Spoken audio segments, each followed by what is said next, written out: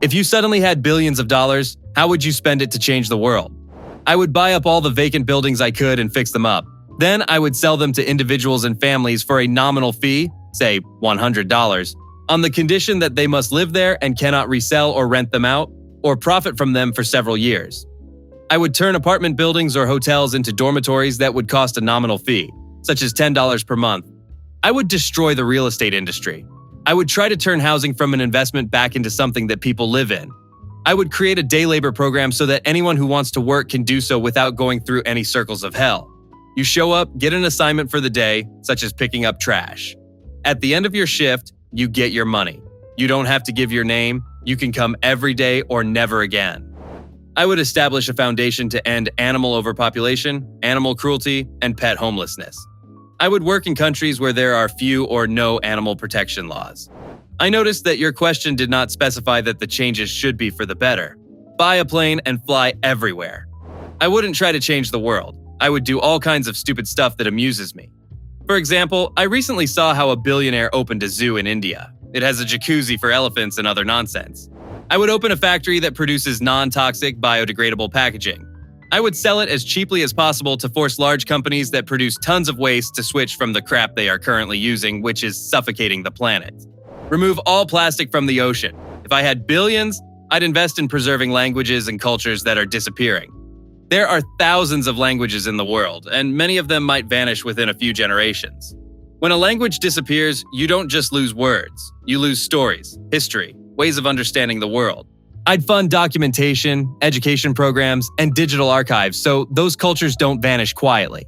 The world is already becoming culturally smaller every decade. I would establish nonprofit companies to compete directly with commercial ones. Are prices for products being inflated in a certain area? My store sells products at cost price. Designer clothing? I sell basic functional clothing at low prices. It depends on how many billions.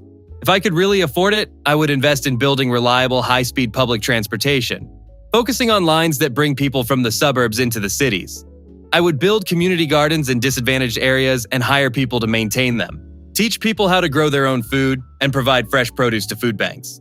I would plant trees along the paths people walk to work to provide shade and improve air quality.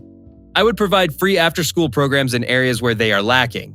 I would pay for field trips in low-income school districts to give children experiences they might not otherwise have, with a focus on introducing them to industries that might interest them and cultures different from their own.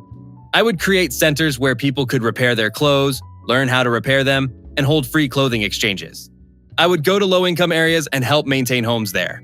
These billionaires lack creativity. I think this topic shows that people in general lack creativity. Or perhaps a gentler way to put it is that we all have our priorities in life, and we don't have that much energy and enthusiasm to think about all the possibilities. And the media, shows, movies don't really help to instill different ideas.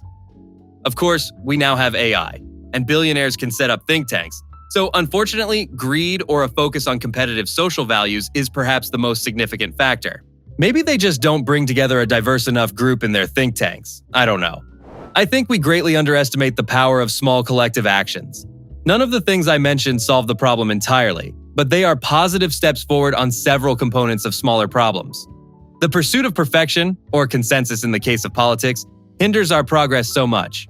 The super rich have advisors just for this. They're mostly think tanks that figure out how money can have the biggest and longest lasting impact on the world. Andrew Heighton had a great interview with a couple of them, if you're interested. If I suddenly had billions, I'd quietly start buying up massive areas of land that are about to be turned into strip malls and parking lots. Then I'd turn them into protected nature reserves. No tourism hype, no giant visitor centers, just forests, wetlands, and wildlife corridors that can exist without constant human pressure. People forget how fast ecosystems disappear once development starts. One road becomes 5, then suddenly an entire forest is gone. If enough land was protected early, entire species might survive simply because someone said, "No, this area stays wild." Sometimes changing the world just means preventing damage before it happens. A wildlife biologist once told me that the biggest conservation wins usually come from boring land purchases nobody hears about. Protecting land early is way cheaper than trying to restore ecosystems later. I would try to get rid of all the marijuana. Seriously? Yes. Giving away money is the best thing I can do. I could donate to people who can use the money much more competently than I can. You can't change the world. Human nature is what it is, and it's been the same for thousands of years. This might sound boring compared to space travel or tech breakthroughs, but I'd fund teachers, higher salaries, smaller classrooms, better training programs, free teaching materials. Almost every major problem society has eventually traces back to education in some way. Better education changes how people think, vote, build companies, raise kids. It's slow, invisible progress. But if you wait 20 years, the results would probably be enormous. My mom is a teacher and spends her own money on classroom supplies. That tells something is broken. My answer is probably less dramatic than people expect. I'd create a global disaster response fund that activates immediately after major disasters. Every time a hurricane or earthquake hits, there's always this chaotic gap before serious help arrives. So imagine a system where trained teams, supplies, temporary housing, and medical support deploy within hours instead of days. Money solves a lot of the logistical delays in emergencies. The faster people get help, the fewer lives spiral into long-term disaster. Speed is everything in disasters. The first 48 hours decide so much.